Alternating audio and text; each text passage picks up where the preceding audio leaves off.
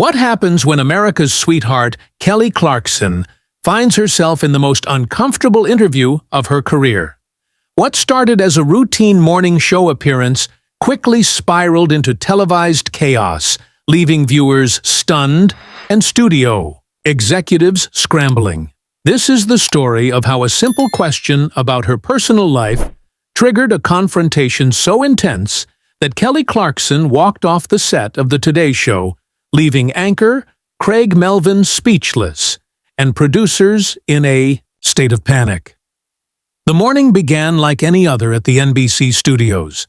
Kelly Clarkson, fresh off a successful season of her talk show, was scheduled for a standard promotional interview with Craig Melvin.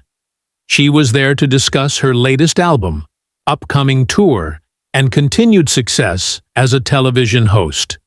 The atmosphere in the studio was positive, with everyone assuming it would be another feel-good segment.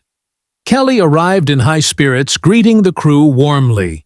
Known for her down-to-earth personality, she made small talk with makeup artists and production assistants. Craig Melvin, equally professional, had his talking points ready and seemed excited to chat with one of America's most beloved entertainers. As they settled into their chairs, the cameras began rolling for what was supposed to be a light-hearted 8-minute segment. The first few minutes went exactly as planned. Craig opened with a warm welcome, introducing Kelly with genuine enthusiasm. "Kelly, it's always such a pleasure to have you here," Craig began. "You've been absolutely killing it with your talk show, and now you've got this incredible new album. Tell us about the inspiration behind these new songs." Kelly's face lit up as she launched into her prepared response, explaining how her personal experiences influenced her music. She spoke passionately about how the album represented a new chapter in her artistic journey. "The thing about this album," Kelly explained, "is that it really captures where I am right now in my life. I wanted to be completely honest about my experiences, both the good and the challenging moments. Music has always been my way of processing everything." The conversation flowed naturally, and the interview seemed to be progressing perfectly. Kelly appeared relaxed and engaging, laughing easily at Craig's jokes and providing thoughtful answers about her career and future projects. "Now I have to ask," Craig said, leaning forward slightly. "Your fans are always curious about your personal life. You've been pretty open about your divorce and how that affected you. How are you handling everything now, and are you seeing anyone special?" The question seemed innocent enough, the kind of inquiry celebrities typically expect. Kelly's smile remained, but something shifted in her demeanor. She paused for a moment longer than usual before responding. "You know, Craig, I'm in a really good place right now," she said, her voice maintaining its warmth but with a subtle edge. "I'm focused on my kids, my career, and just taking things one day at a time.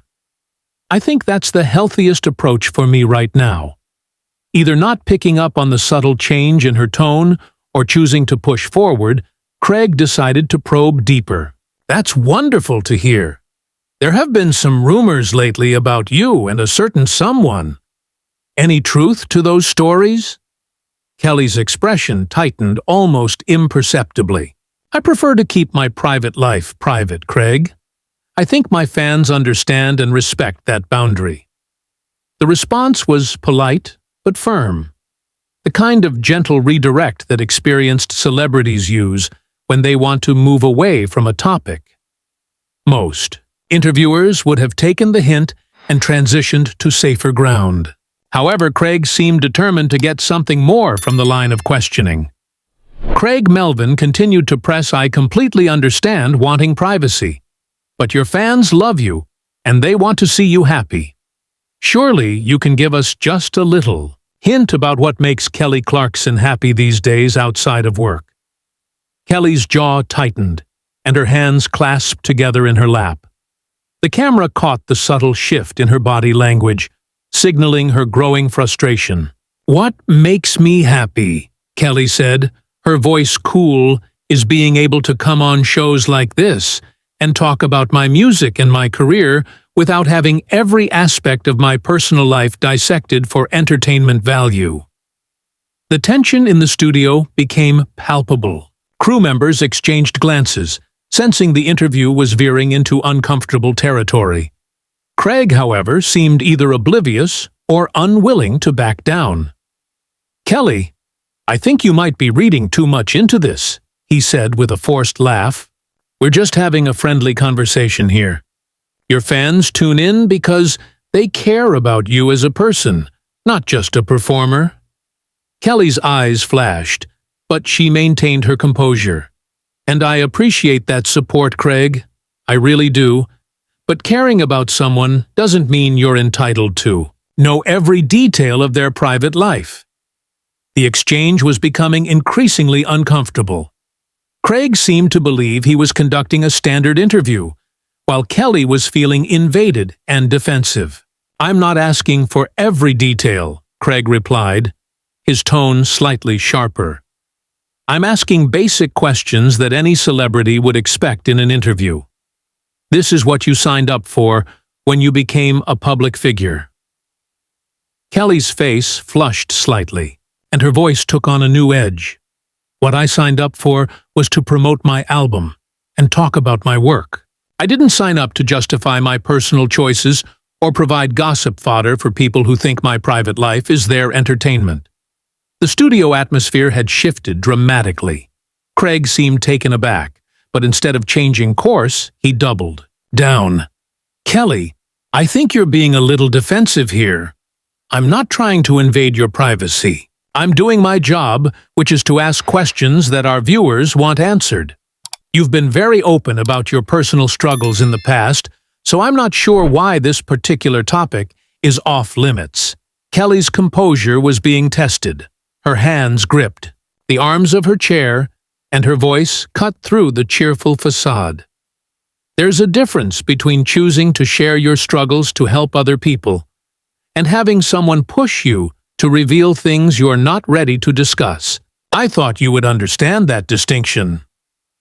Craig continued, "Look, I respect your right to privacy, but you have to admit that when you put yourself out there as a public figure, especially someone who hosts their own talk show where you discuss personal topics with guests, people are going to be curious about your own life."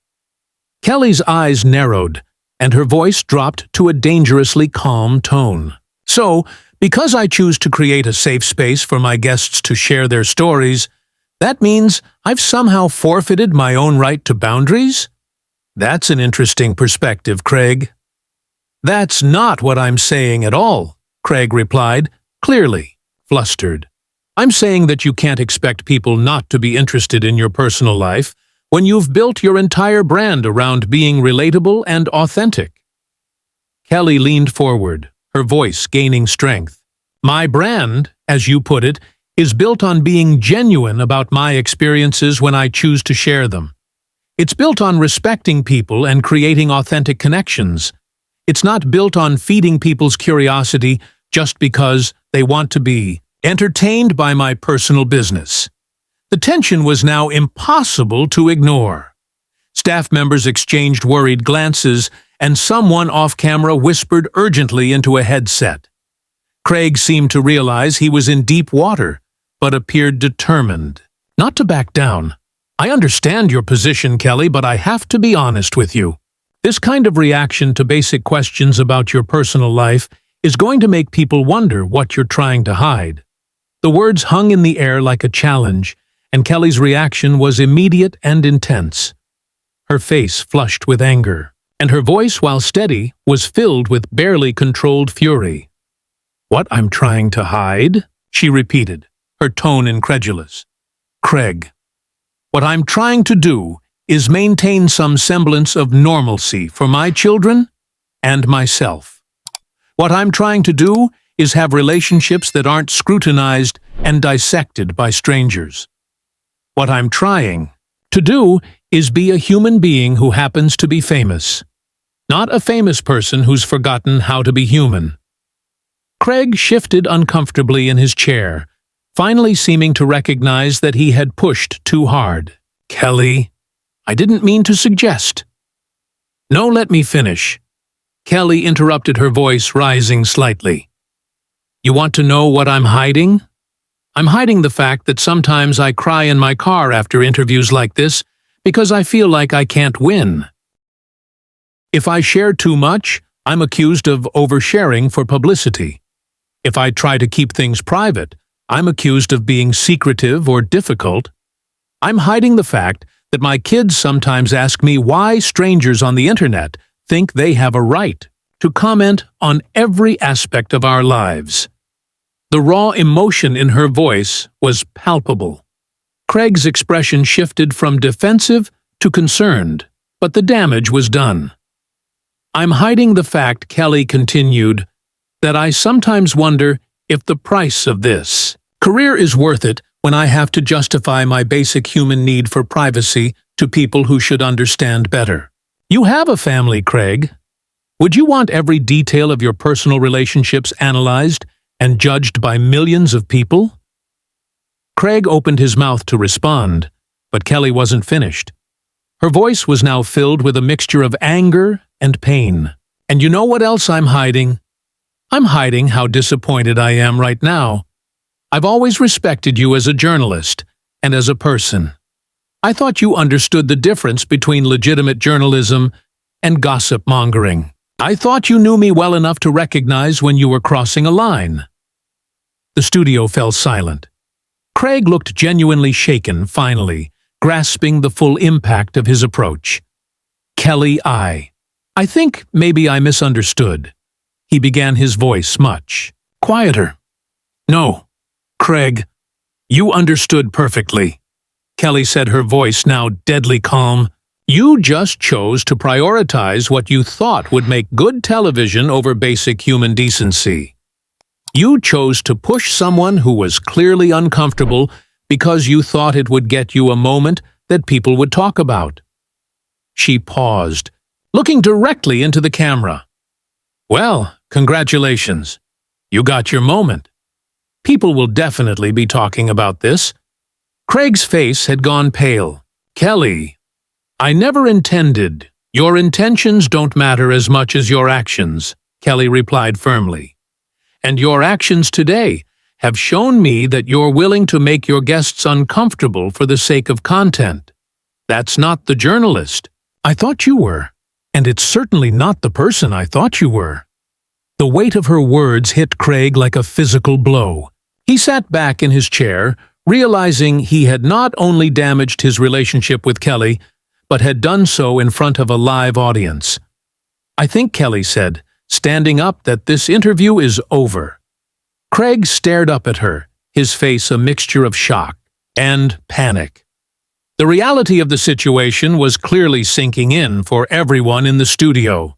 This was live television, and one of America's most beloved entertainers was about to walk off the set. "Kelly, please," Craig said, his voice pleading. "Can we just take a breath here? Maybe we got off on the wrong foot. Why don't you sit back down, and we can start over?" Kelly looked down at him with an expression that was both disappointed and resolute. "Start over, Craig? You can't just reset a conversation like it's a computer program. You can't unsay the things you said, or undo the way you made me feel. That's not how relationships work, and it's not how respect works." The desperation in Craig's voice became more apparent as he realized she was serious about leaving. "Look, I admit I may have pushed a little too hard, but that's just good journalism. Sometimes you have to ask the tough questions to get to the truth." Kelly's laugh was sharp and humorless. "The truth? What truth were you trying to get to, Craig? Whether or not I'm dating someone? How would that information somehow benefit your viewers? Or were you just hoping I'd give you something juicy that you could use to boost your ratings?" Several crew members stopped what they were doing, transfixed by the unfolding drama. Craig protested, his professional composure completely gone. "That's not fair. Now you're making this about ratings when it's about connecting with our audience. People relate to you because you've been open about your struggles. They want to know how you're doing." Kelly shook her head slowly, her voice filled with a devastating sadness. "People relate to me because I choose to share my struggles in a way that helps them feel less alone. I share my experiences when I'm ready in my own space, on my own terms. What you were trying to do was extract information from me like I was some kind of resource to be mined for content." She began to remove the small microphone from her jacket. "There's a difference between authentic connection and exploitation, and apparently you can't see that difference." Creig stood up abruptly, panicking. "Kelly, you're being dramatic. This is television. This is what we do. We ask questions, people answer them, and everyone moves on. You're acting like I committed some kind of crime." Kelly paused and looked at him. "A crime? No, Creig. But you did commit something. You committed a betrayal of trust. You took someone who came here in good faith, who trusted you to treat them with basic respect, and you decided that your agenda was more important than their comfort or dignity." The weight of her words seemed to hit him like a physical blow. Kelly, that wasn't my intention." "I keep hearing about your intentions," Kelly replied, placing the microphone on her chair. "But intentions without consideration for impact are meaningless. You intended to get good content, but you didn't consider the cost of that content to the person providing it." She looked around the studio. "You know what the saddest part is? I actually like doing interviews. I like connecting with people. But experiences like this make me want to retreat, to stop being accessible, to build walls instead of bridges." "Creig, this isn't about one bad interview," Kelly said. "This is about a pattern of behavior that treats celebrities like they're not real people with real feelings and real boundaries. This is about a culture that thinks fame means consent to an invasion of privacy." She began walking toward the edge of the set. Creig followed a few steps behind her. "What do I tell our viewers?" he called after her. "How do I explain this?"